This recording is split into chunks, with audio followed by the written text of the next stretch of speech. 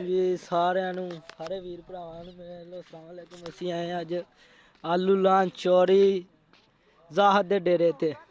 Check ਕਰੋ ਚੋਰੀ ਜ਼ਾਹਦ ਦੇ ਡੇਰੇ ਤੇ ਢੇਰੀ ਲੱਗਣ ਦੀ ਆ। ਸਾ ਕਿੱਡੀ ਕੁ ਉੱਚੀ ਢੇਰੀ ਲਾਣੀ ਭਲਾ? ਹਾਂ ਐਡੀ ਉੱਚੀ ਆ ਨਿੱਕੀ ਜੀ ਤੇ ਲੱਗੀ ਖੜੀ ਹਲੇ।